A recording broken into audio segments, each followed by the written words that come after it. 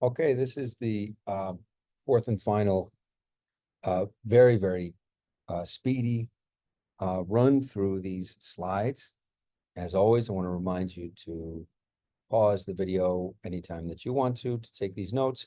And also note that this is really just a guide to your to accompany the eBree readings and also to accompany this slideshow that I shared with you. And the slideshow continues through the Qing dynasty, and we're going to stop just at the beginning of the Qing. We're going to stop at the end of the Ming dynasty, but that still gives us three dynasties to move through very quickly. We're going to move here through the end of the Tang. Remember, we talked about the conservative reaction to the cosmopolitan Tang, and that's going to bring about the end. It's going to be part of the decline and collapse of the Tang dynasty. Then we're going to go through the Song, Yuan, Ming, the Song dynasty, and then the Yuan dynasty, and then the Ming dynasty. The Yuan, of course, is the Mongol-ruled dynasty.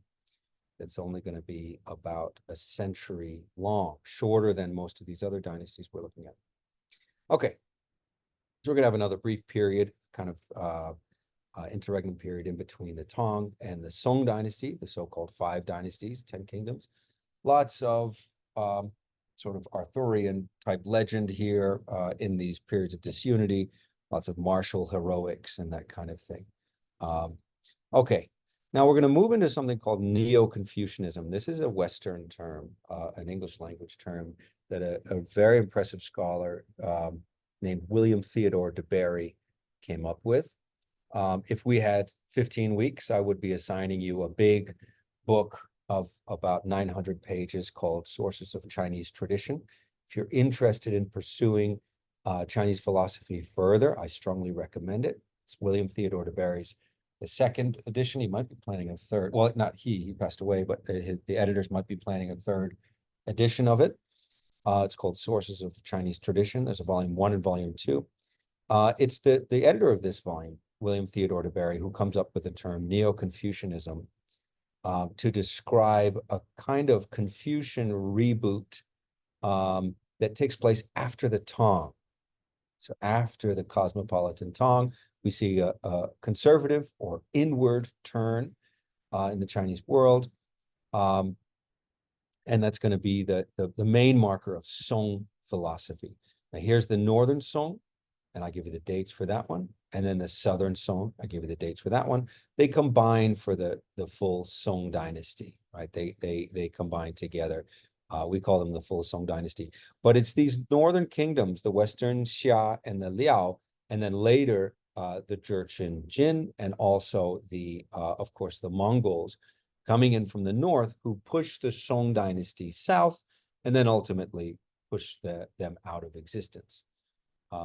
The exam system, as we discussed, was really sort of reified in a brief sway and into the Tang dynasty, and it's in the Song that it really continues in earnest. And the exam system is a way.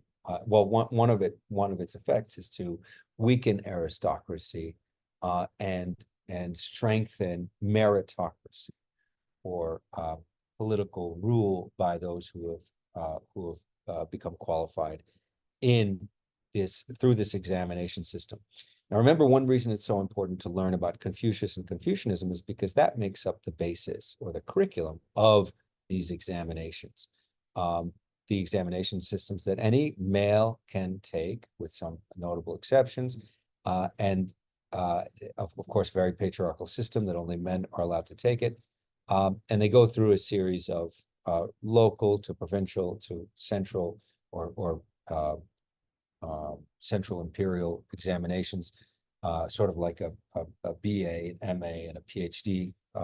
Some scholars have equivocated or have made that equal to.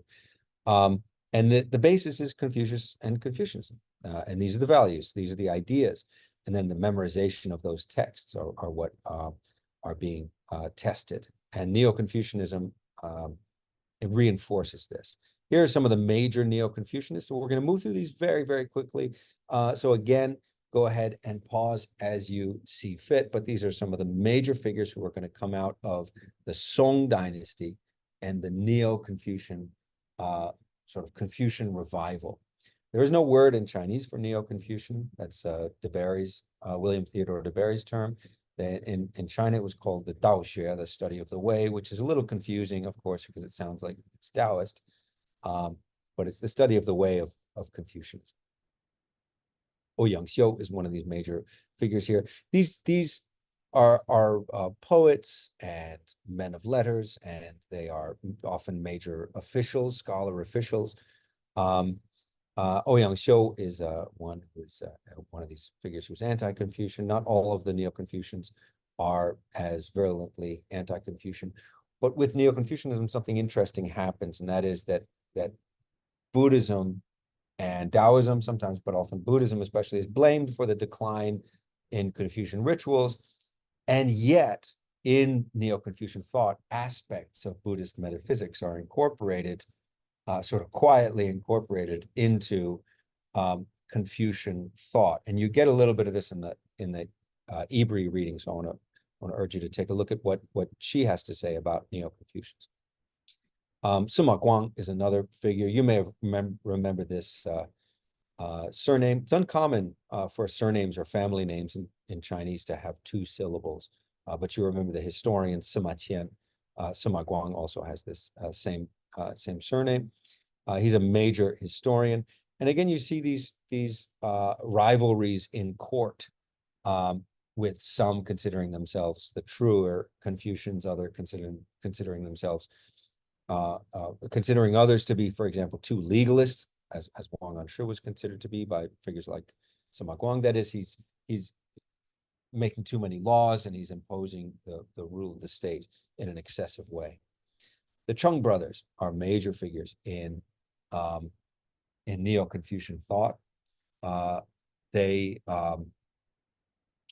want to look to earlier periods rather than just looking at their immediate predecessors in the Tang and Han dynasties. They want to reach back to a sort of more ancient, truer truth, more original fount of Confucian wisdom. And of course, that's the Western Zhou. That's the Duke of Zhou.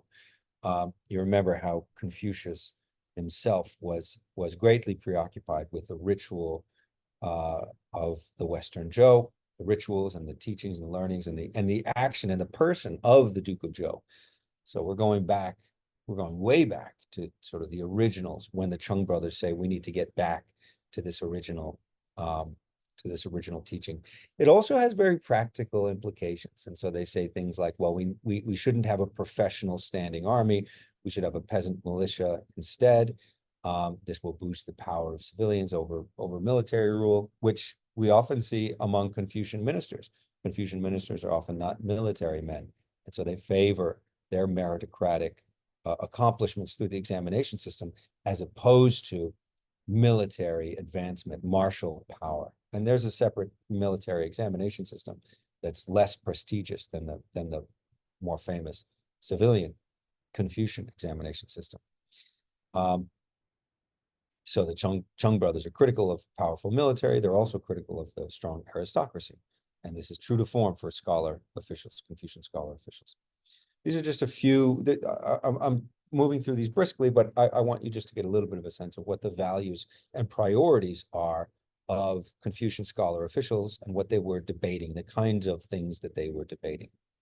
Now, Wang Anshe's new policies are criticized by some as being too activist a state, and so he's considered to be almost tantamount to being a legalist because he wants to make lots of new laws, new policies, and he wants to implement them broadly. And so these are the sort of stakes. These are the philosophical stakes. Here, if you want to read some really cool poetry, I recommend you look up Su Dongpo, also known as Su Shi. There's a great translation of his by Burton Watson. Su Shi is especially interesting to me because I study Hainan Island in the South China Sea, and Hainan was a site of exile, especially where political prisoners or political figures who have angered the emperor were sent for exile. And so that's for me, it's really interesting to read about Su Dongpo. And he's an especially appealing figure in part because of his remarkably striking poetry. Even if you read it in translation, it's terrific.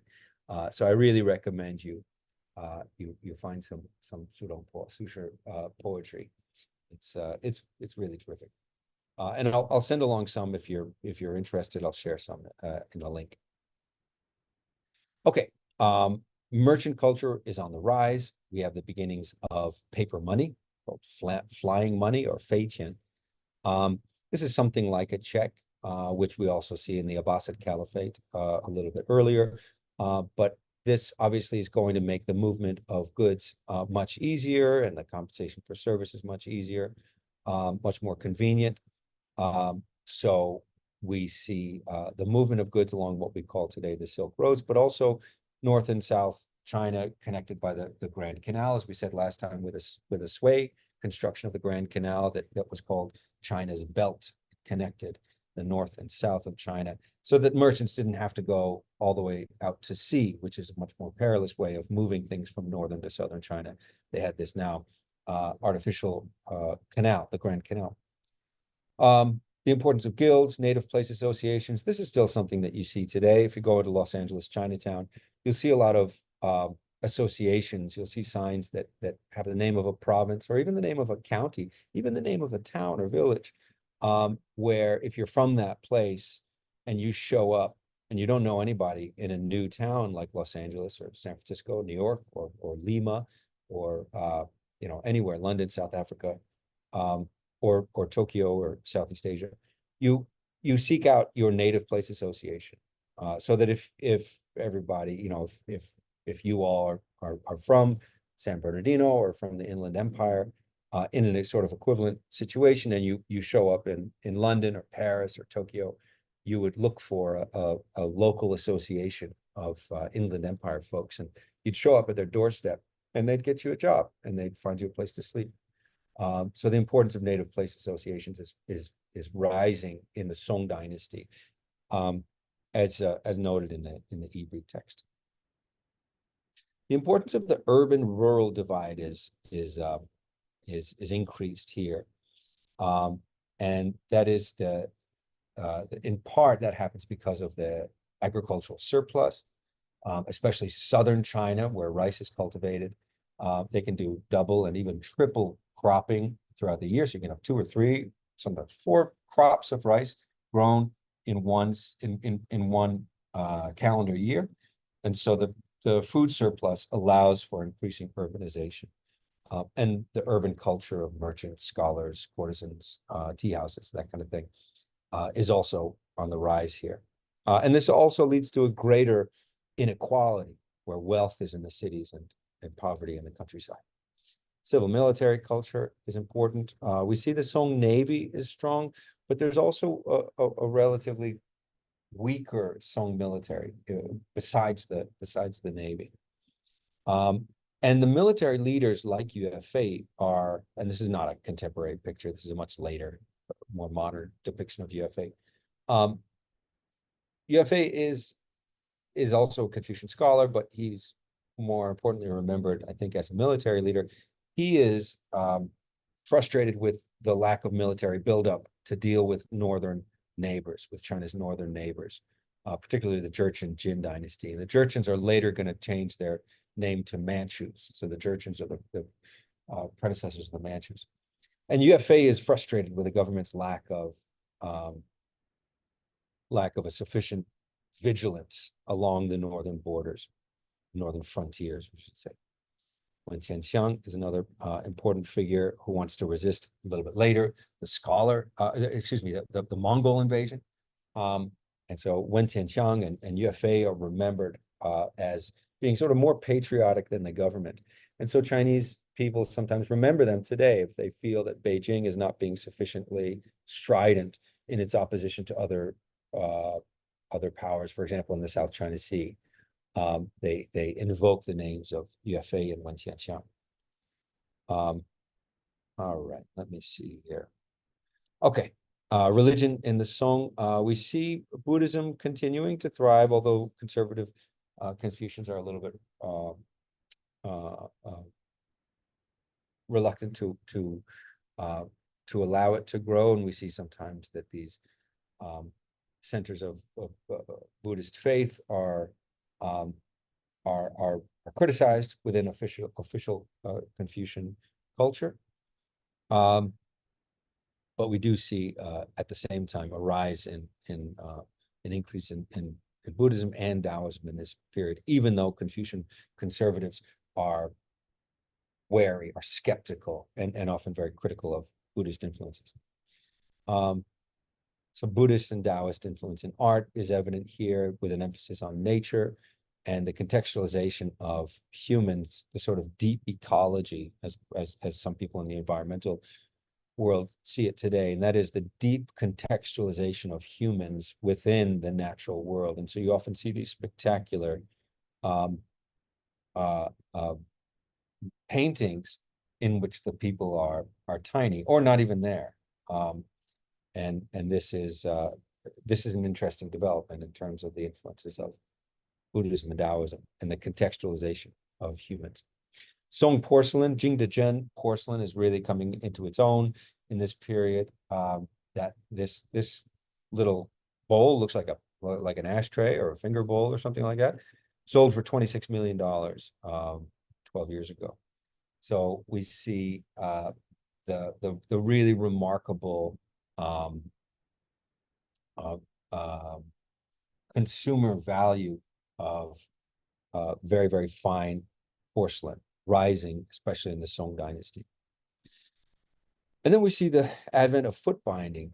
And this is important. Again, I think I flagged this last week when we were talking about the Tang dynasty, the importance of the Song Confucian patriarchal reaction to the cosmopolitanism of the Tang dynasty has a big impact, and it's maybe most visible in the foot binding here.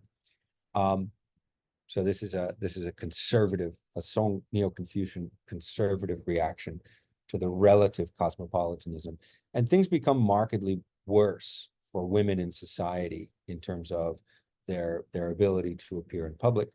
And foot binding is the actual breaking of the foot. It is introduced gradually in the Song dynasty. At first, it becomes a sort of thing where women want to have very, very small feet. They want to bind their feet so that they looked, perhaps some scholars say, so they looked like a very famous woman, a courtesan or dancer in the Song dynasty. And then it becomes increasing an obsession for hypergamy, or marrying up, hypergamy, marrying up within society, so that a family would bind its daughter's feet. And it was often the mother's binding the daughter's feet, which is a very complex gender dynamic there, where women would bind their daughter's feet. This is an extremely painful procedure that actually is breaking the foot. It's not just, it's not just squeezing it into a tight shoe. It's actually breaking the arch of the foot. Toes are curled under, so that the foot ultimately is really only about 2 or 3 inches long. And this is considered desirable by men, according to gender norms in this time. And this was a way to demobilize women. This was a way to very definitely appeal both to male sexual preferences, but also to demobilize women, to keep them home, to keep them out of public space. Because if you were wealthy, if a wealthy woman could be carried around on a palanquin or a litter or some kind of sedan chair. But if you were poor and you had your feet bound, you would be still expected to work in the fields with your bound feet until hopefully some rich man came in and swept you off your feet and took you to a life of leisure. But obviously that doesn't happen for all. And so one of the most tragic aspects of foot binding is that it wasn't just elite women who were binding their feet by the time we got to the late Song and into the Yuan and Ming dynasties, and into the Qing and even into the 20th 20th century, as you see with this picture here, relatively recent photo. It's not a practice anymore. It was banned in the 1800s, late 1800s, and then again early in the 1900s. So that I don't think you'd be able to find anyone living today. Maybe a few very, very old women born in the 20s, 30s, who had their feet bound, but it was definitely outlawed in the 20s, again in the 30s, and then quite definitively in the 50s. To bind women's feet. So this is not an ongoing practice. But important in terms of marking the conservative reaction of the Song to the Tang dynasty. And for our purposes, in this brief 4-week course, that distinction going from a relatively cosmopolitan Tang society of the 7th to 10th centuries, in which women are relatively free, to the Song inward turn from the 11th to 13th centuries, or 10th to 13th centuries, showing that things are getting worse is important. Things are getting worse for women, I would say, for humanity in that case. And so when we think about history, when we think about ideas like progress or the direction of history, we see examples in the past of the fact that progress is not inevitable. Progress doesn't take care of itself. We may say that the arc of the moral universe bends towards justice, as Martin Luther King Jr. said, but he quickly followed it with the idea that it is bent by the hard work of people who are vigilant in the work of justice, in the work towards justice within a society, because it can just as easily go the other direction, as we see here in the Tang to Song transition. Okay, Juxi is another major figure, building on the work of the other figures we talked about a minute ago. Juxi builds this idea of human nature, Li and Qi, principle and material force. This is not a philosophy course, so we don't need to get into the details here. Suffice it to say, aspects of Buddhist metaphysics are being incorporated here in quite a stealthy, I would say even almost a kind of sleight of hand kind of way. In terms of Li and Qi, this comes in part from influences of Buddhism, but it is articulated as a reaction against Buddhism. It's very tricky, very tricky sleight of hand here. There's an incorporation of Buddhism, even while these figures are saying that they are rejecting Buddhism. Because in this way, these metaphysics of Buddhism are satisfying, I think, the desire of many people within China and around the world to incorporate aspects of this metaphysics, that is the unseen world.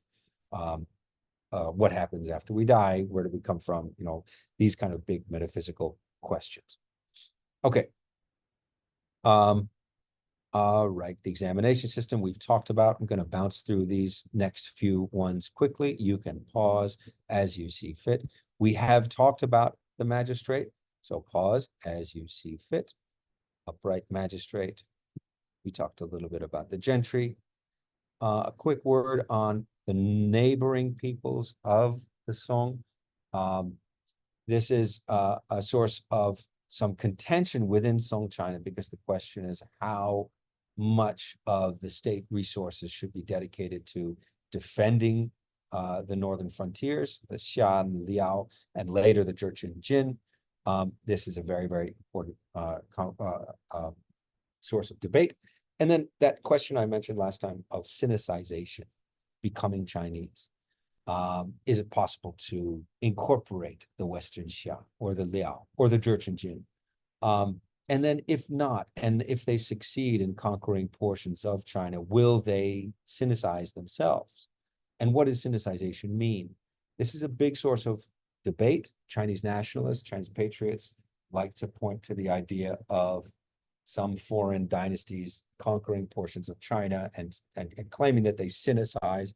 Other historians, some within China, some outside of China, talk about how these dynasties, although they may have incorporated aspects of Chinese imperial bureaucracy and Chinese writing, Chinese language, never really became Chinese never really Sinicized because they maintained a kind of separateness. This becomes most evident, this debate between Sinicization or ethnic rule, different ethnic rule of either the Mongols or the Manchus. This becomes most important when we talk about the Mongol Yuan dynasty or when we talk about the Manchu Qing dynasty, which are two of the last three dynasties in Chinese history.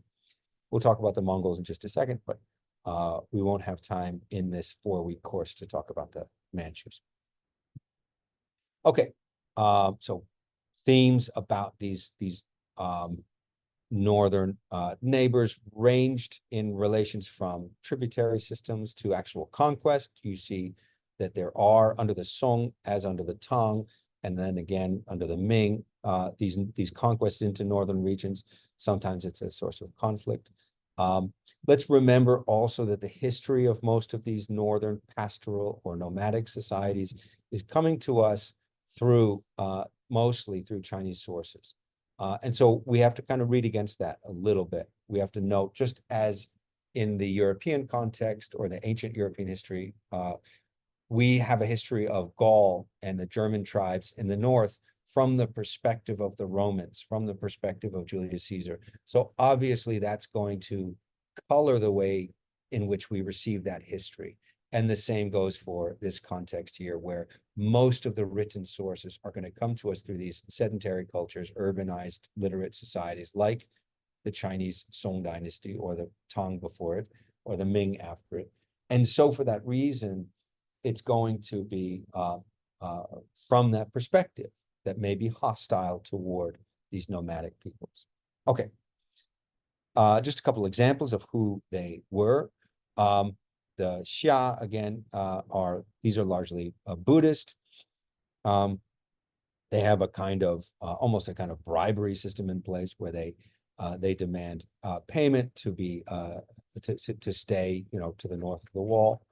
And then we see this also of a thriving trade exists in times of peace between the Chinese Tang dynasty and the Song dynasty, and peoples like the Tongguts and the Tibetans here as well. The Liao dynasty, these are the forerunners of the Mongols. So we're going to meet them again in just a minute.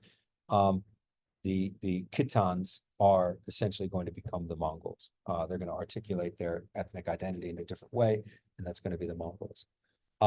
Nomads, stock breeders, hunters, fishers.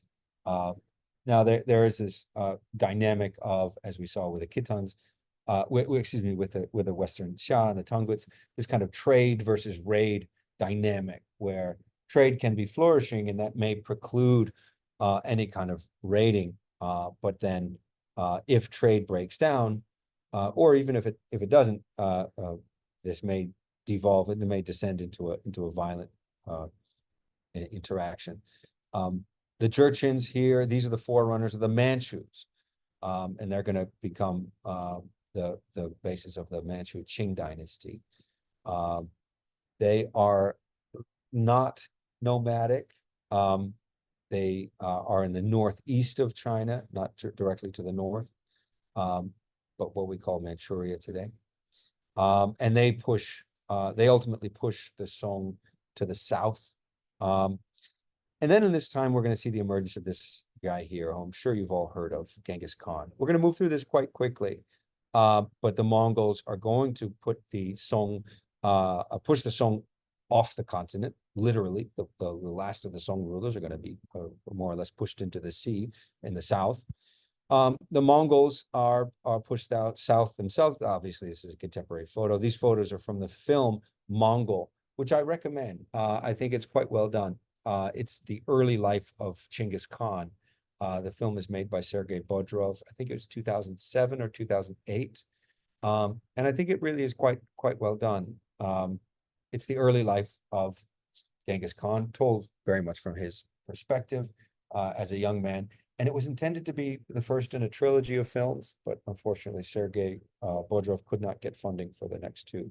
So we just have the one. But it's a good one. It's a good film. I recommend it. It's simply called Mongol in English. Okay, the clan relations are very, very important. we see the importance of close close family and clan relations. Largely, we see that the history of the Mongols is mostly going to be told to us by its Chinese neighbors, because they do not have a written tradition in this early form. They're going to develop it a little bit later. Genghis Khan, we don't need to get too much into this. Of course, there's our friend John Wayne. Prester John was a legendary figure that during the Crusades, it was believed that there was some figure out in Eastern Asia fighting Muslims. And so when they heard this figure, Genghis Khan was running around, some Christians in the West believed he might be this Prester John figure fighting Muslims, which was very appealing, of course, to Christians during the Crusades period. Genghis Khan has a complex legacy, of course, but I think it's important to note that most of the history of Genghis Khan still comes to us through the people who were routed in battle by Genghis Khan and his forces. So, of course, it's going to be colored by that. Okay, one thing that Genghis Khan does is he breaks down the clannish and family loyalties to make all that loyalty go straight up through the Nokor system to help establish Mongol identity and not just individual clans. Of course, the horsemanship of the Mongols is probably something you've heard of, sometimes riding with 2 or 3 horses per warrior, made them extremely fast and very, very difficult to handle for armies that are used to sedentary warfare. Kublai Khan is the grandson of Genghis Khan. So after Genghis Khan does the work of uniting the Mongols under his banner, it's going to be his grandson, Genghis Khan, who will oversee the conquest, the ultimate conquest of the Song dynasty and the establishment of the Yuan dynasty. And the Yuan is just one of several khanates. There are other relations of Kublai Khan and Genghis Khan who are ruling the different khanates, the 4 main khanates to the west in the South Asia and Central Asia, and in what we call today the Middle East, but also in the north, including Russia, as far east as the doorstep of what we call Europe today. So the Yuan, the Mongol Yuan dynasty, is just one of the many khanates, or the 4 khanates. Okay, and here's another figure you may have heard of, Marco Polo. I'm going to share with you a series of radio programs called In Our Time with Melvin Bragg from the BBC. And it's really terrific. And the show, they do 45 minutes or so on Marco Polo, is typical of how the kind of excellent work they do. It's just the host talking to 3 scholars, 3 experts. And they talk about whether he actually made it to China, to Yuan China.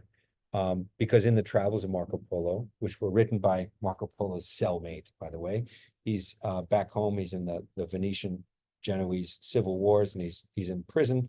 And his cellmate happens to be a very prominent writer of historical romances. And when Marco Polo starts to tell him the story, his cellmate, Rustichello, writes it down, and we have the travels of Marco Polo. It's sometimes quite fantastical, with lots of imagination, and other times really quite dull and simple and kind of boring in terms of outlining and detailing the bureaucracy of the Yuan dynasty. Okay, obviously, by the way, Marco Polo was not the first European to make it to China. He just happens to be very famous for the account that he wrote. There was a lot of travel back and forth between Europe and China, between South Asia and Central Asia and East Asia and Europe, going back over a millennium before Marco Polo made the trip. So let's not make the mistake of thinking he's the first European, the first exchange. The Silk Roads had been more or less open for business for centuries, for almost a millennium by this time. Okay, the Mongol Yuan dynasty. Obviously, we have the brutal campaigns of the actual the actual Mongol conquests themselves. And here's a quick glimpse of the other Khanates, the Chagatai, the Ilkhanate, and the Kipchak Golden Horde. And then, of course, the Great Khanate is the Yuan dynasty here. Now this question of Sinicization or Sinification or becoming Chinese is a big debate among scholars. So although this starts with a very violent conquest by the Mongols, it also reopens the trade routes that have been closed by the conservative, inward-looking Song dynasty. And in its rule, it ultimately is relatively inclusive in terms of allowing Buddhists and Taoists and Muslims and Christians and Jews into the Mongol bureaucracy. And Marco Polo is a case in point that he's actually allowed to serve, according to his account, as a minister, as an official within the Yuan dynasty. Okay, a couple of the big things here. The examination system is reinstated after a few decades. The Mongol censorate oversees Han officials. The Mongols are suspicious of the Han Chinese officials, and they want to make sure that they don't get too powerful. The Mongols have a separate examination system for Mongols. It's more based on their on Mongol culture and military prowess. The Mongols have less of an anti-mercantile stigma and less of an anti-artisan stigma as well, which I think is interesting. And they're also more inclusive of different ethnic groups and different religious groups than the Han Chinese had been, especially the Song conservative, inward-looking Chinese. Okay, just a little bit of the choices of the Han Chinese officials here. Should they collaborate? Should they resist? What should they do? Should they turn to art, maybe, and make these works of subtle protest, like Gonkai's emaciated horse here, where the horse represents the scholar official. And here we have one that's not very well fed, and here another one who doesn't have a master holding his leash, holding his lead. And this is a subtle way for Chinese scholar officials to say no righteous person is in power, and therefore the horse is starving or doesn't have a leader. One really dynamic thing from this period, by all accounts, is Yuan Mongol drama. Yuan dynasty drama continues to be a great source of Chinese literature for those who study the long history of Chinese literature. Some frustrated scholars go into writing popular what we call today novels or plays, and they become very big in the world of Chinese literature. Chinese opera, we call it opera or drama, but we don't mean opera in the way that we sort of think of it today with sort of evening gowns and top hats and those fancy gold binoculars. Chinese opera is very earthy, is very rough, and can be presented in the town square. It often involves poetry and acrobatics and music and popular culture, and often very, very bawdy humor, very risque humor. And so Chinese opera, when we talk about Chinese opera, we shouldn't compare it to Verdi and Puccini and that kind of thing, which is really sort of restricted to the concert hall and the very wealthy patrons of opera that we think of today. On the contrary, Chinese opera, and this included Yuan drama, was to be performed in the town square, and you pay a couple coppers, to get in, and everybody's sort of sitting around, and maybe there's some call and response with the audience, and everybody's having a pretty wild and hilarious time. And one important note is that they were also singing in the vernacular. They were not singing or reciting their lines in classical Chinese, which was the more literary language. So people could have access to Yuan drama, I think much more than its operatic counterpart in the West. Okay, things are going to fall apart. Again, this is less than a century, and the wheels are coming off for the Yuan dynasty. Remember the short Qin dynasty, Qin Shi Huangdi, and the Qin only rules for about 15 years. And later critics said that the Qin conquered and then ruled as if it was still on a military conquest, through the same kind of brutality, rather than consolidating its rule and ruling with civilian methods. So that the idea within China was to conquer on horseback through military means and rule with a riding brush. And the criticism of the earlier Qin and also this Yuan dynasty was that they conquered on horseback and they ruled on horseback. And they never really got the handle of peaceful civilian rule. And so the brutality of the rule led then to constant rebellion. And one of those rebels is going to be Zhu Yuanzhang, who's going to establish the next dynasty, the Ming dynasty in 1368. So rebellions are ultimately going to drive the Mongols back to the north. And under the Ming is going to be much smaller than the Yuan dynasty. Look, we zoom in here into this China proper. So we see the Chinese map changing a lot, right? These northern regions are not incorporated into the Ming. Taiwan is not incorporated in the Ming dynasty. Manchuria, Xinjiang, Tibet, Mongolia, certainly not incorporated in the Ming dynasty. So when we think of the Chinese map in historical terms, we should remember how different it is across different dynasties. And it's especially interesting that in Han Chinese dynasties, the map is much smaller. And it's under the Yuan Mongols that the Chinese map had been so big in the Yuan. I'll actually jump back here really quick. So here we see the Chinese map not only include the People's Republic of China, but all these regions here really are under Yuan rule.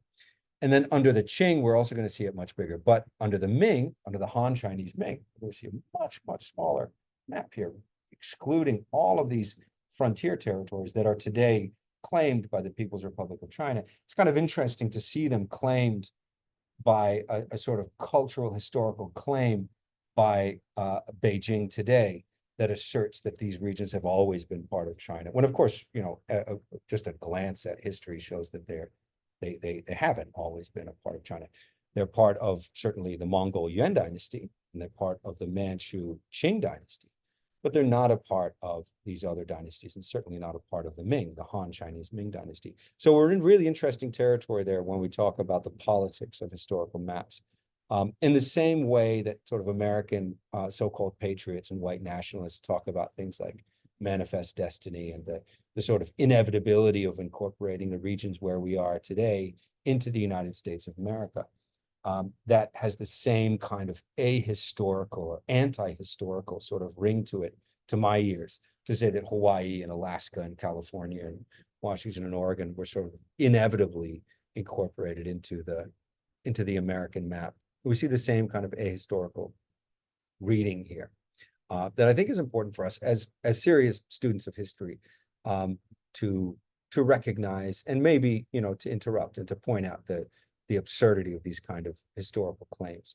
Of course, here we are today with the borders of the People's Republic of China and the borders of the United States being very much where they are today. But when history is invoked, serious historians should kind of put up their hands and say, well, it's not quite the way, it's not quite as pat, as neat as politicians in Washington or politicians in Beijing would have us believe when they try to conflate history and present claims. Okay, founder of the Ming dynasty, Ming Taizu, Zhu Yuanzhang. He is a rebel. He launches his rebellion as a Buddhist, fanatical, millenarian group.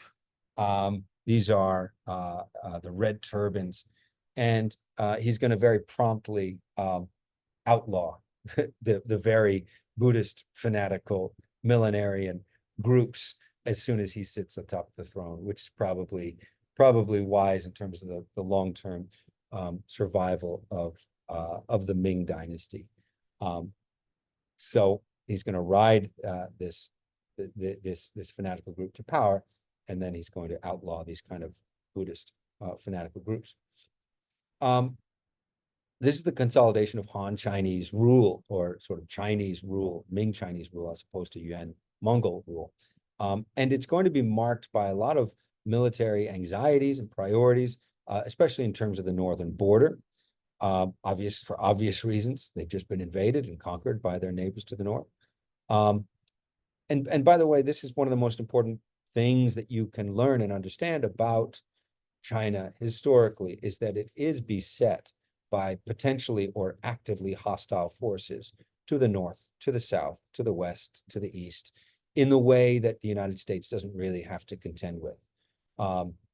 the United States does not have actively hostile neighbors on its doorstep, whereas historically China does. And this shapes to a greater or lesser degree policy, but also ethnic and national political identity.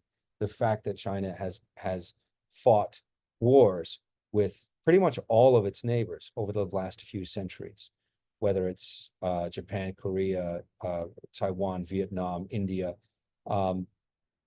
obviously Mongolia, Manchuria, Russia. All these regions have had larger or smaller conflicts, and this is an important thing for you to know when you're thinking about China, when you're trying to understand China in the grand scheme of things. Okay, Zhu Ji is another very important Chinese ruler here. He moves the capital to Beijing. The Mongols had initially were the first. The Mongols were the first to move the capital of their dynasty to Beijing. The Ming then starts with it further south, and then Zhu Ji is going to move it back to Beijing. Beijing means northern capital, and it is going to continue to be the capital of China. Although there are some interruptions, including one in the 20th century, which is beyond the scope of our story here. But today, of course, the capital is in Beijing. Civil service examination comes back into full effect. And the treasure fleet, which we'll talk a little bit about here, becomes a very, very interesting story. So let's talk a little bit about that. The Muslim eunuch, Zheng He, and his treasure fleet. This is obviously not a contemporary image. This one is giraffe. I thought this was a unicorn.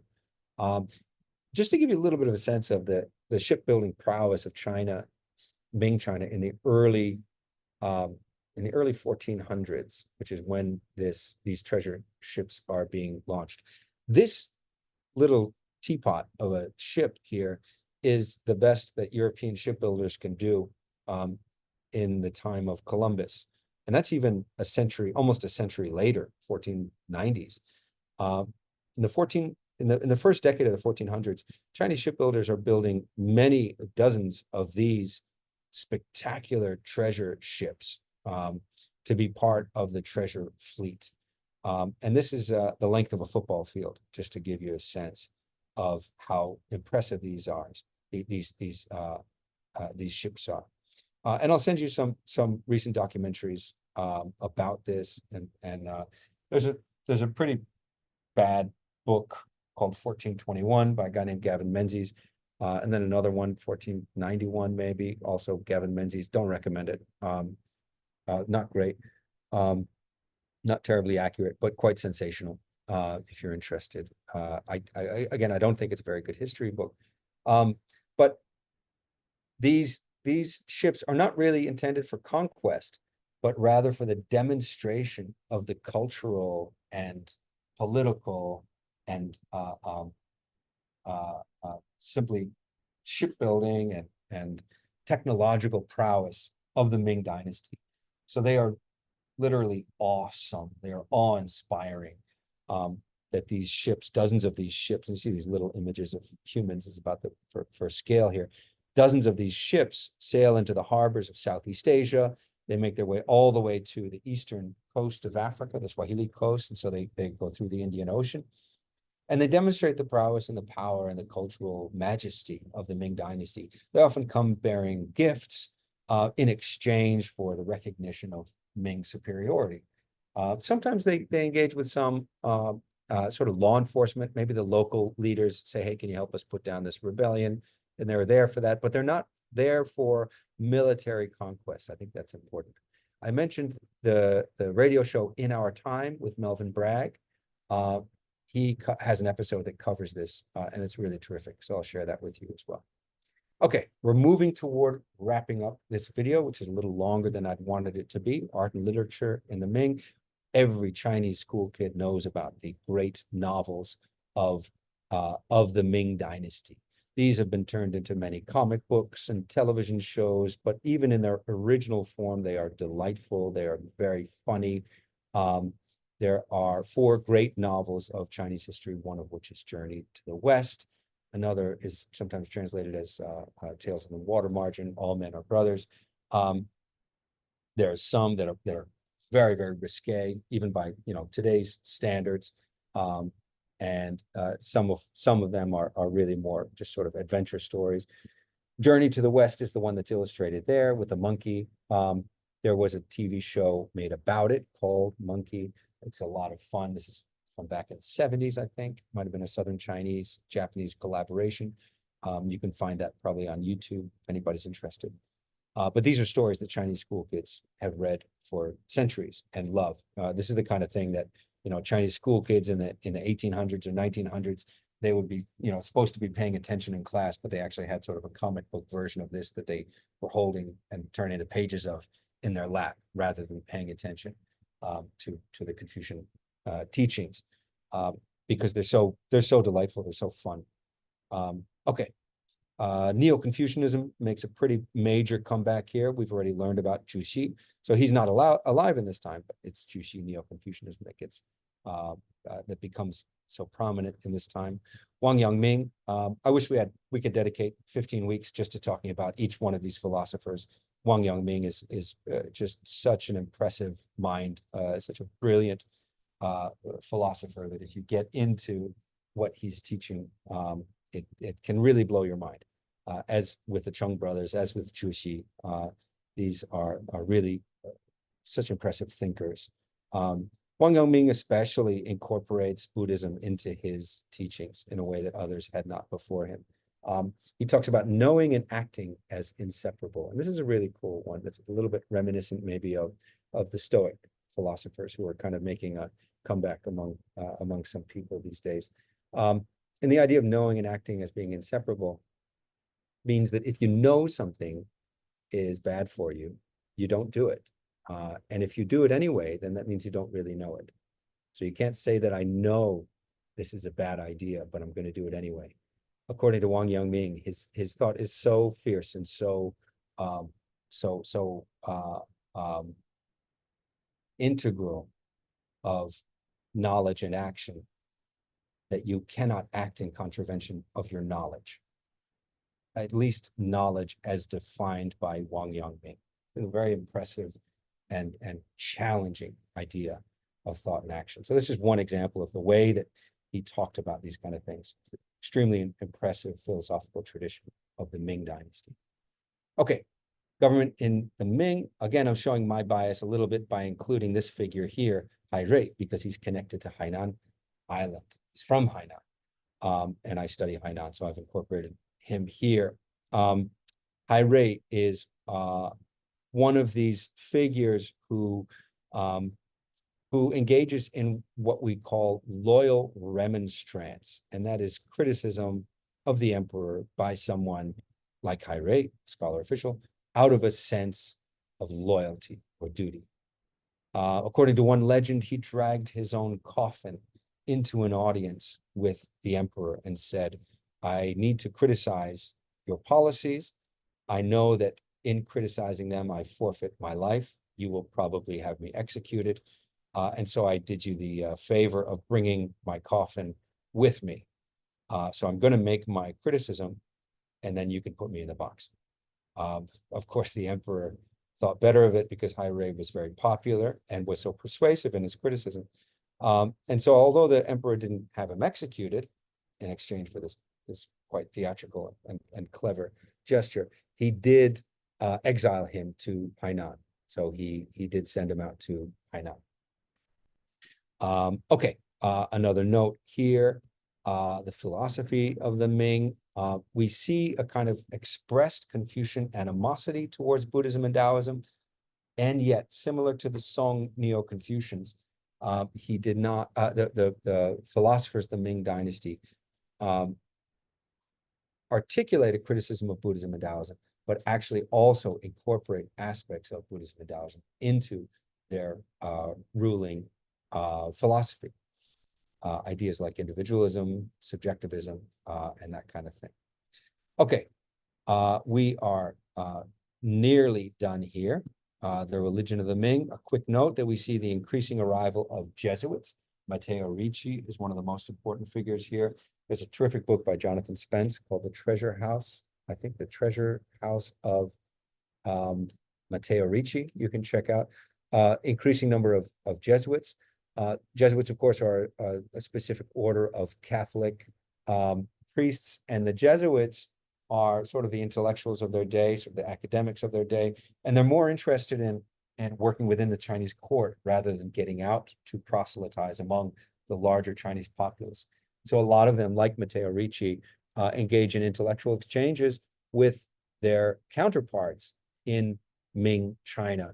But they are not always spreading the faith in the way that maybe the Pope or maybe some of their counterparts back in Europe want them to do.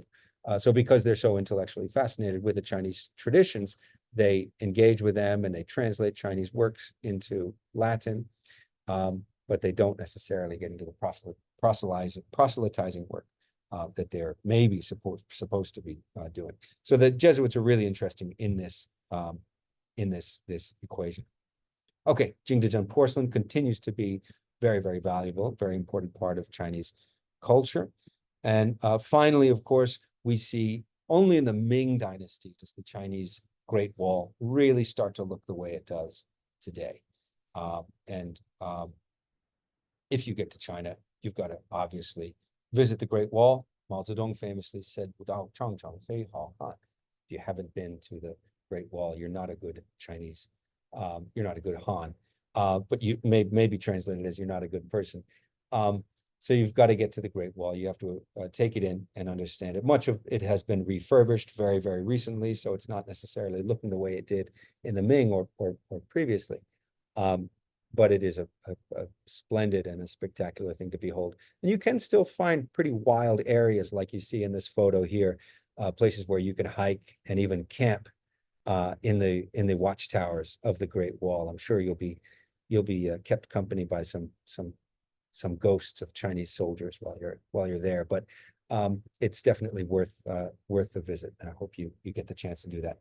I'm going to stop here, and we're going to talk. Well, if you continue 4290 with me, we will pick up here where rebellions take down the Ming Dynasty.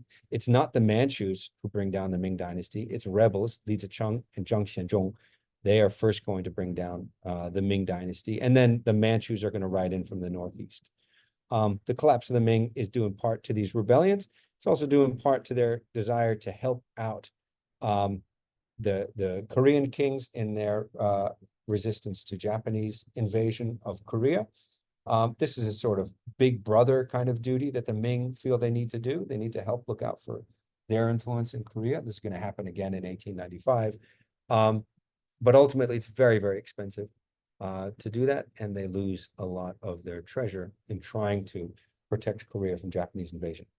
And then our friends, the Manchus, who had been the Jurchens, are going to be back, and they will invade and conquer. Okay, this video went a lot longer than I intended. Thanks for anybody who sits through it. I hope it's useful, and I'll have a very short concluding video to wrap things up. Okay, thanks.